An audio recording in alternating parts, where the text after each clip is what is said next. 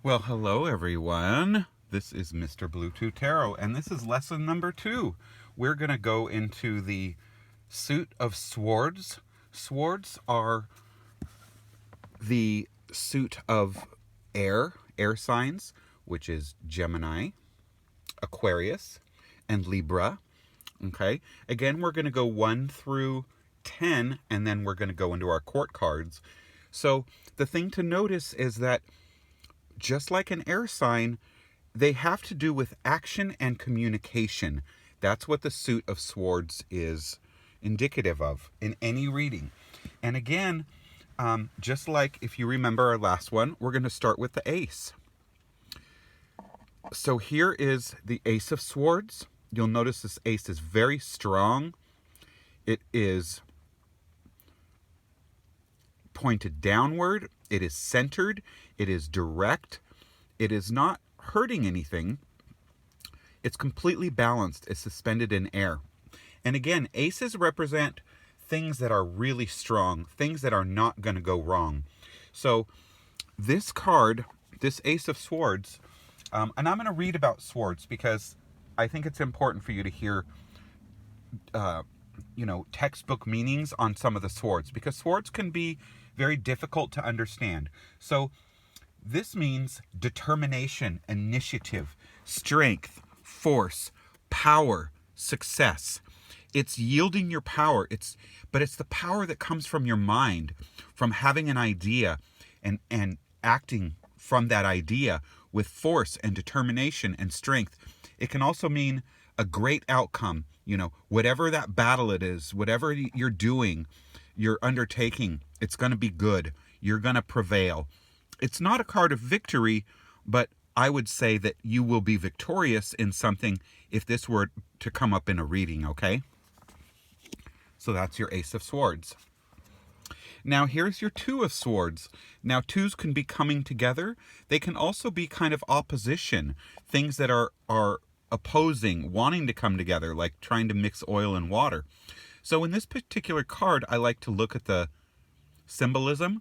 You'll notice the two swords, they're not killing this person, but this person is not able to see because their eyes are covered and their hands are in their lap. So this is a card of indecision or needing to make a decision. The meaning can be balanced force, harmony. It can also mean offsetting factors or a stalemate, or just, maybe delaying action. You haven't taken action. You know you need to act on something, but you haven't yet done it. Okay? So it's not necessarily an awful card, the Two of Swords, but it's a card of maybe you're not seeing the whole picture, or maybe you're taking time to think about it more clearly, but it's like your eyes are covered. So it's an interesting card. Now, as far as swords go, I love this card. You'll see this big heart, and the heart is like flowering, and there's a big sunflower at the bottom, but you have 3 swords piercing that heart. To me, I always say this is like, that heart may as well be a cup, because the swords are piercing the heart. You see, what this tells me is that someone's heart and mind are in 2 different places. Some people would say this is disappointment in love. It's disappointment in a friend, being let down, something that didn't happen the way you wanted it to happen. I interpret this card as, usually it pertains to your heart and your mind are in 2 different things. You're going to do something, but you're making a choice. That choice you made with the 2, here, you had to choose one or the other. You had to choose the apple or the orange. And so there's a part of you that will never really know, exactly, gee, should I have done this or should I have done that? It's like what you did, you had to make a choice, and you either had to choose your heart or your mind. Now, the 4 is a really nice card to get in a reading. You'll notice this beautiful unicorn here. And that unicorn is resting, and so is the helmet of the warrior. And there's one very strong sword, and it's protecting the unicorn and the warrior. And so what this means is it's a time of rest. The moon is full. There's nothing to fear because you can see clearly, and you're being protected. So it's a time of rest. It's like if you've been going through something and it's been really tough, and this card comes up, it tells you that you're going to have a period where things are smoother, where you get to kind of take a breath and step back and not deal with it, or, you know, you get some kind of a break in a situation. So this is a really good card to have in a reading. A Four of Swords, it means protection, a mini vacation, time out with something that's been difficult. You know, it can be harmony. Four is a number of balance. It's not a number of winning the battle, but it's a number of, you know, kind of a good period in time, a little bit of a break. So that's a really positive card to get in a reading, the Four of Swords. Now, the Five of Swords is not such a great card. The Five of Swords is turmoil.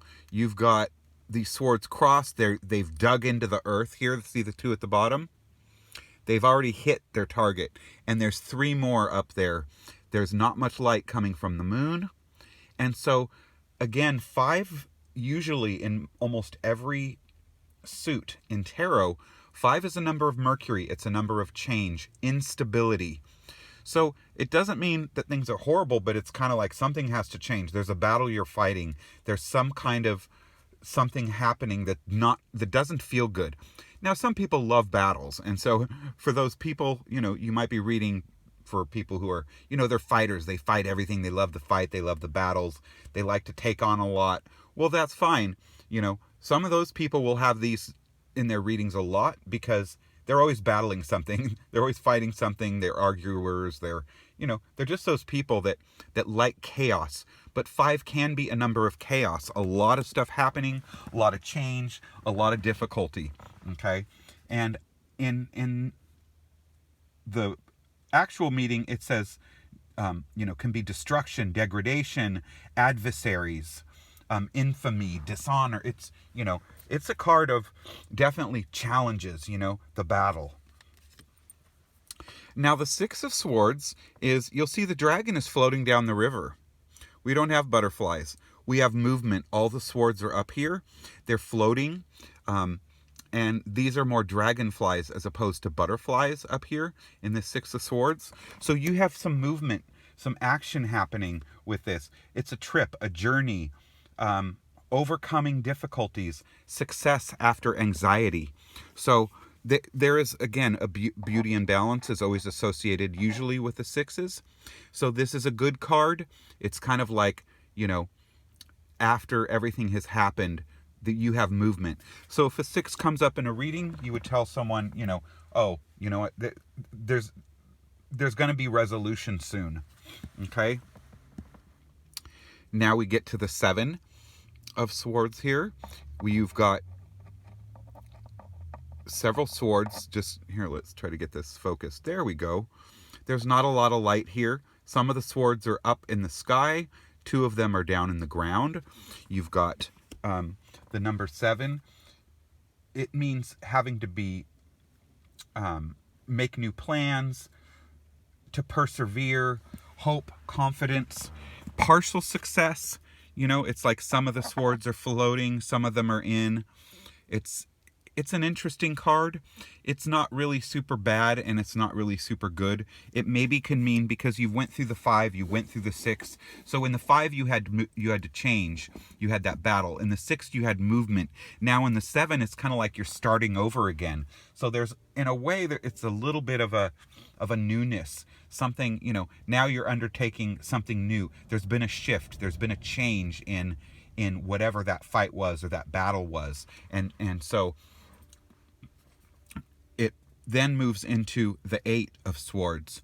And I hate the 8, 9, and 10 of Swords can be very difficult. If someone gets a lot of these in a reading, you know that they're being attacked. There's influence. Something has been going on. So you see this person is covering their face, right? Look at this. It's like they're surrounded by swords that have just been, wailing at them. And their castle is way behind them up there on the hill. It's like they can't get to it.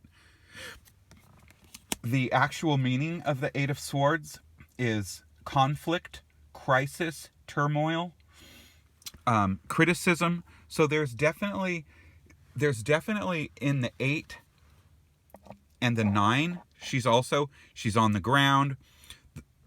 The light is out. She's been battling for a while. There is illumination here, but there's all these swords still here. She's still surrounded by swords. She's covering her face. She's sitting down. She's kind of in the thick of it, definitely in the thick of it. And it can be despair, miscarriage, anxiety, that it's a really heavy meaning with that card. And then you have the Ten of Swords, which is also a card that bears all that weight. But when the Ten of Swords comes up in a reading, and it's come up for a lot of us Cancers, I'm a Cancer, I'm a triple Cancer, and you see the swords, this person is like dead practically. This one sword is knocked him to the ground. There's all these swords, the moon isn't reflecting any light, and there's more swords at him. The thing about the Ten of Swords is it's a completion number. Your tens are completion numbers, big manifestation numbers. The thing about the Ten of Swords is the Ten of Swords means you have fought a battle. You have just been through hell and back.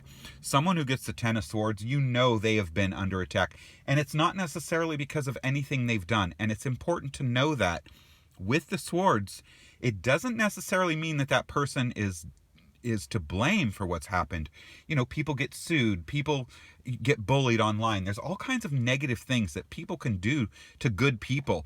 And so what the Ten of Swords means, though, is in a way it's liberating, because it's like, okay, they killed you, you're dead, there's nothing more to do, game over, and you're soon going to start again. There's going to be a rebirth after this Ten of Swords. So when I see the Ten of Swords, and I've gotten the Ten of Swords a lot, and for good reason, but the Ten of Swords means it's about over. It's a done deal. Put a fork in it. The damage is done. Soon there will be rebirth, the death card, newness coming, and healing from the star. So the Page of Swords. The page is a young person. So again, the page can come up as a child, someone who's a young air sign.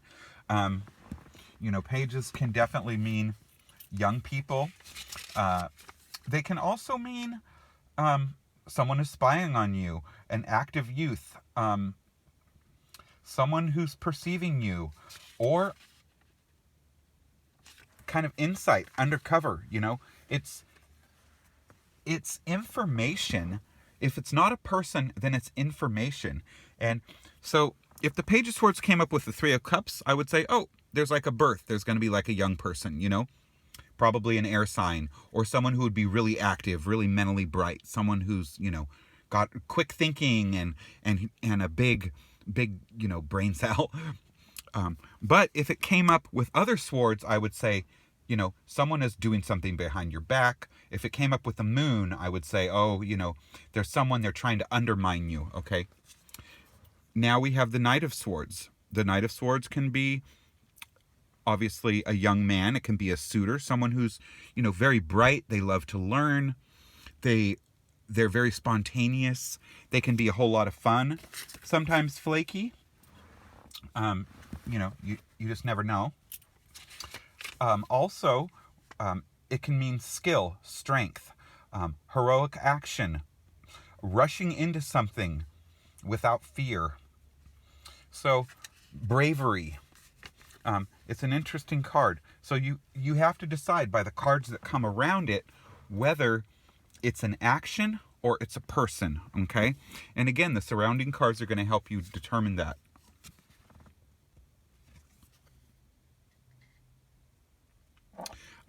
Now we have the Queen of Swords, and we have the King of Swords.